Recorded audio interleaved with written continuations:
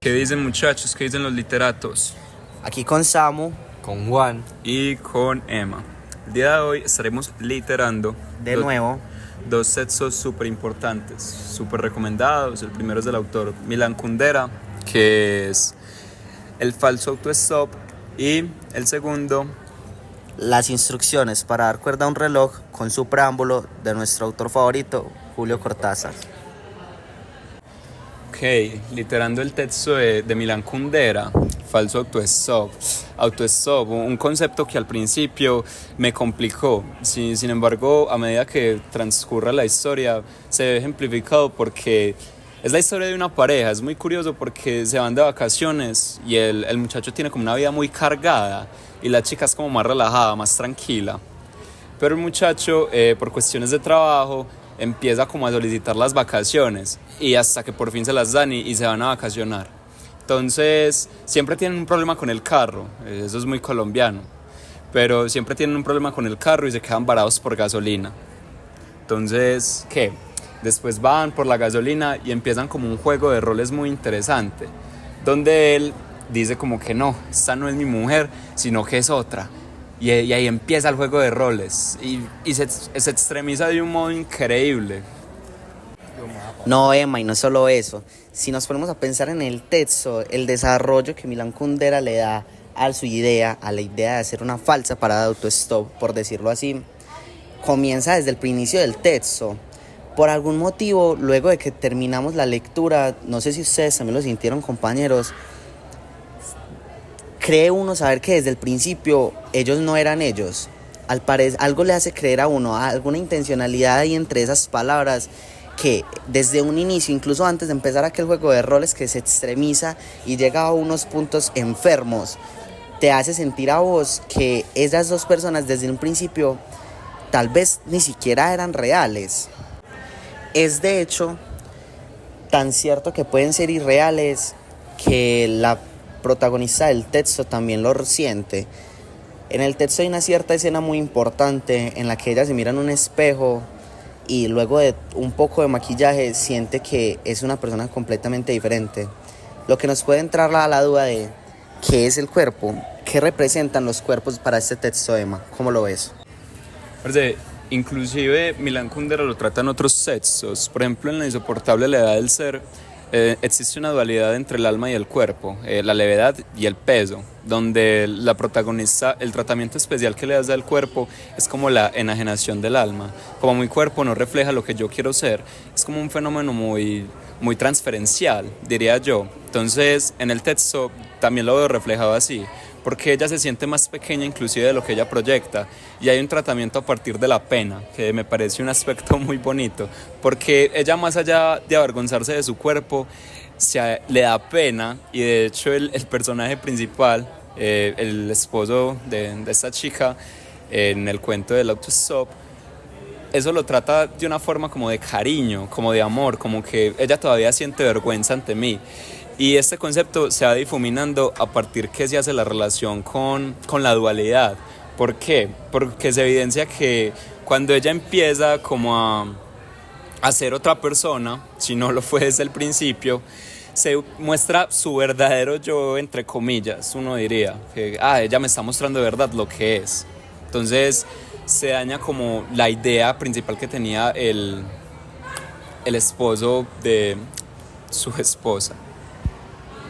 Qué idea tan interesante, Emma. La idea de él, de ella y de ella de él. De hecho, si recordamos el texto y nos basamos en él, ella es quien inicia el juego del autostop, de ese juego de roles. Es ella quien pasa del largo de la gasolinera y lo espera más adelante para hacerle una falsa parada de autostop, como su nombre lo indica. Entonces, ¿qué representa el otro, Juan? ¿Qué encuentras ahí? A ver, pues yo encuentro que, no sé si alguna vez les ha pasado, cuando nos encontramos ante el otro, pero ese otro no nos muestra siquiera nuestra identidad, ni la de él. La identidad de la chica es totalmente casual en la medida de que quien en algún momento actúa siente dualidad. No sé si alguna vez les ha pasado que cuando se aíslan, son autónomos en sus ideales y luego se encuentran con su real yo, con su verdadera alma. El tiempo, el amor y la escena sexual son espacios que para los literandos es literatura, muchachos. Siguiendo con el hilo de la literatura en el texto, me gustaría saber, Emma, ¿qué piensas acerca de esa sexualidad, de esa tensión que surge en torno a todo lo que tiene el cuento?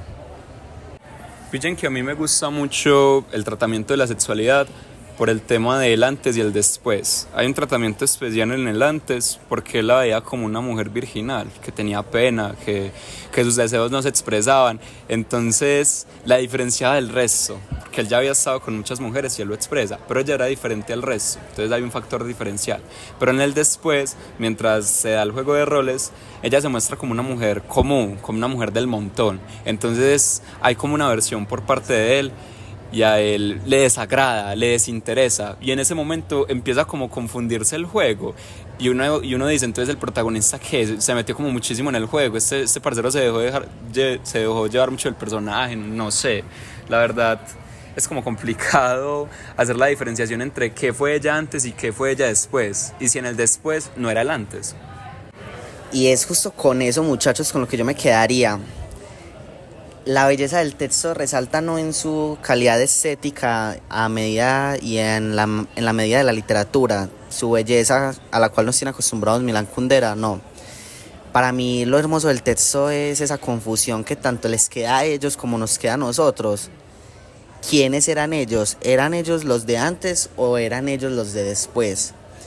¿Quiénes van a ser? De hecho, el final del texto termina con aún les quedan muchos tiempo, muchas semanas, muchos días y muchas horas de vacaciones. ¿Y quiénes van a ser a partir de ese momento? Y la pregunta es un poco quiénes somos, ¿no? Eso es tal vez lo que nos deja en Milan Kundera y la belleza que quisiera resaltar para terminar con el texto.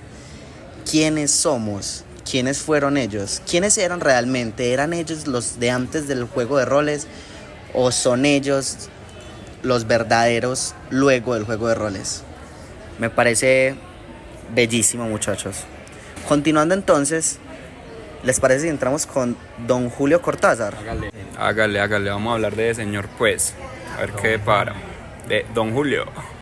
Bueno, muchachos, para nosotros los literandos no es un misterio quién es Julio Cortázar.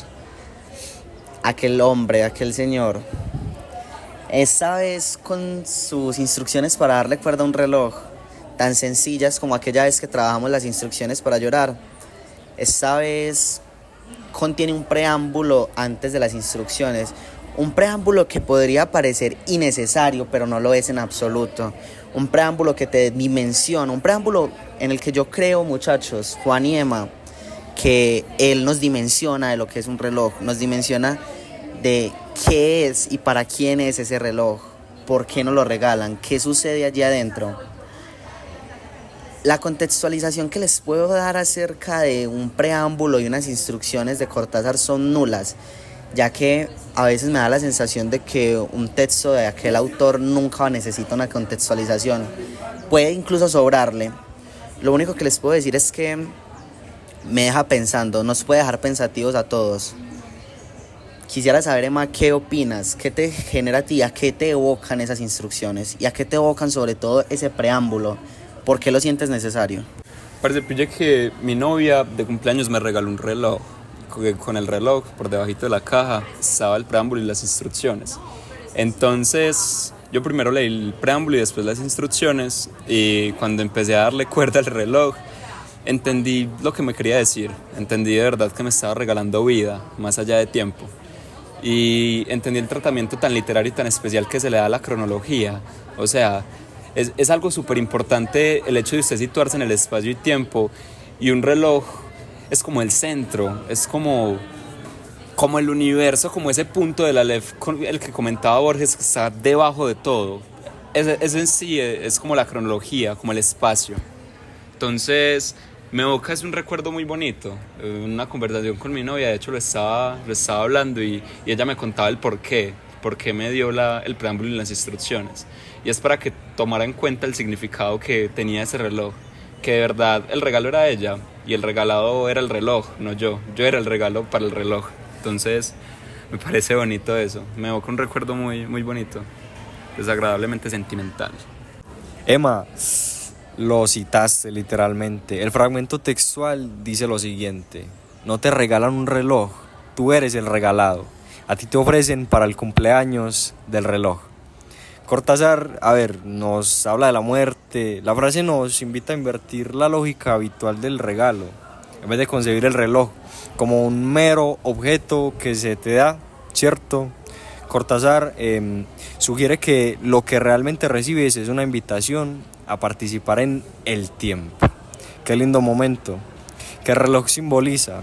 Es decir, no eres receptor pasivo de un objeto, eres tú quien se ve involucrado y transformado por la experiencia del tiempo que el reloj celebra en su cumpleaños. Te regalan las necesidades de darle cuerda todos los días. ¿Cuánto llevamos? Es bellísimo. Me gustaría, a veces, muchachos, en este podcast, me parece que el silencio valdría más que todo lo que podamos decir. Textos como este y como los que hemos tratado merecen a veces más silencio que palabras. Pero como un podcast no se puede quedar en silencio, Emma, entremos en materia. ¿Qué son estas instrucciones? ¿A qué nos quiere instruir Cortázar? Cuéntame. Parce, vamos a leerlas. A ver, allá en el fondo está la muerte, pero no tenga miedo. Sujete el reloj con una mano, tome con 2 dedos la llave de la cuerda, remóntela suavemente. Ahora se abre otro plazo. Los árboles despliegan sus hojas, las barcas corren regatas, el tiempo como un abanico se va llenando de sí mismo y de él brota el aire. Las brisas de la tierra, la sombra de una mujer, el perfume del pan. ¿Qué más quiere? ¿Qué más quiere? Átelo, pronto a su muñeca. Déjelo latir en libertad. Imítelo anhelantemente. El miedo derrumba las ancoras. Cada cosa que pudo alcanzarse y fue olvidada va corroyendo las venas del reloj, gangrenando la fría sangre de sus pequeños rubíes. Y allá en el fondo está la muerte. Si no corremos y llegamos antes y comprendemos que ya no importa. Vea, yo siento que cuando uno está en el centro y a uno le van a vender un reloj, le deberían decir esto. Full convencido de que le deberían decir esto. Así compro el reloj que sea.